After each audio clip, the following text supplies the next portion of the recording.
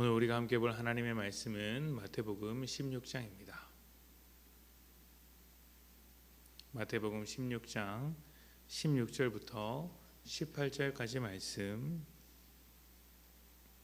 16절부터 18절까지의 말씀을 제가 봉독합니다. 시몬 베드로가 대답하여 이르되 주는 그리스도시요 살아계신 하나님의 아들이시니이다. 예수께서 대답하여 이르시되 바요나 시몬아, 내가 복이 있도다. 이를 내게 알게 한 이는 혈육이 아니요 하늘에 계신 내 아버지시니라. 또 내가 내게 이르노니 너는 베드로라. 내가 이 반석 위에 내 교회를 세우리니 음부의 권세가 이기지 못하리라. 아멘. 잘 알고 계시겠지만 지금은 예수님의 십자가와 부활을 준비하는 사순절 기간입니다. 그래서 우리 교회는 주님을 더 깊이 묵상하기 위해 아침에는 새벽 말씀으로, 그리고 저녁에는 교회 밴드를 통해서 말씀 묵상을 하고 있습니다. 어제 저녁에도 이제 사도행전 말씀으로 묵상을 했는데, 그때 로마 시대 교회의 상징인 물고기 모양에 대해서 설명을 해드렸습니다. 물고기는 그리스어로 익투스라고 하는데, 예수 그리스도 하나님의 아들 구세주, 이 그리스도 단어 첫 글자를 따서, 그러니까 예수 그리스도 하나님의 아들 구세주라는 각각의 단어 첫 글자를 따오면 익투스라는 단어가 됩니다. 물고기라는 단어와 똑같죠. 그래서 익투스는 교회의 신분을 감춰야 했던 로마 당시에 그나마 할 수 있었던 최소한의 신앙 고백이었습니다.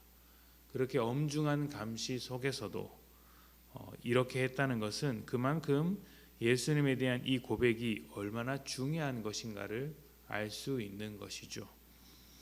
예수님께서 베드로에게 자신이 누구인지를 물으셨습니다. 그러자 베드로도 초대 교회의 고백과 같이 매우 중대한 고백을 합니다. 주는 그리스도시며 살아계신 하나님의 아들이십니다. 예수님에 대한 가장 확실하고 분명한 고백입니다. 예수님은 베드로의 고백을 들으시고 베드로의 이름을 따서 교회의 반석으로 삼겠다고 하셨습니다. 교회라면 예수님에 대한 분명한 고백이 있어야 한다는 것이죠. 그런데 베드로가 어떻게 이런 고백을 할 수 있게 되었을까요? 예수님은 베드로의 고백이 혈육 때문이 아니다라고 말씀을 하셨습니다. 혈육이란 사람이죠. 그러니까 베드로의 이 고백은 전통에 의해서 배운 것도 아니고 사람들에게 들은 것도 아닌 것이었습니다. 바로 하나님께서 알게 하신 것, 하나님께서 베드로로 하여금 고백하게 하신 것이죠. 하나님께서 알게 하신 고백 위에 하나님의 교회가 하나님의 뜻대로 하나님의 사람들을 모아서 세워졌습니다. 다시 말하면 교회라는 것은 하나님의 절대적인 주권 아래에 있고 하나님의 책임 가운데 놓여 있는 공동체라는 것입니다. 그래서 하나님의 아들이신 예수님은 교회를 내 교회라고 하셨으며 내 교회를 세우겠다고 하셨습니다. 하나님의 교회이고 예수님의 교회이니 음부의 권세가 절대로 이길 수 없다, 이렇게 선언하셨습니다. 교회의 힘, 교회의 기초는 예수님께 있습니다. 예수님을 누구로 고백하느냐, 교회의 주인은 누구냐 하는 것이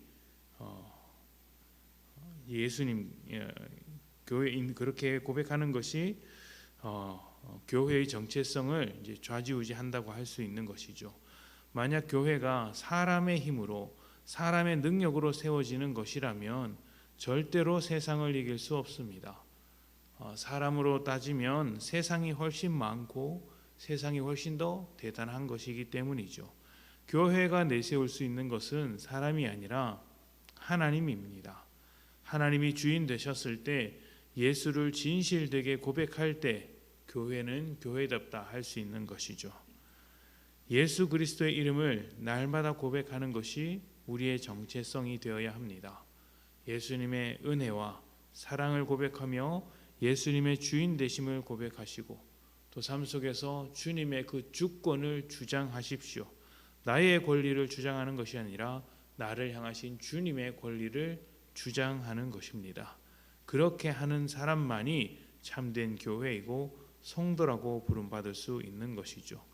세상이 넘볼 수 없는 자리에서 세상 모든 권세를 이겨낼 수 있는 힘이 예수를 고백하는 성도들에게 있는 것입니다.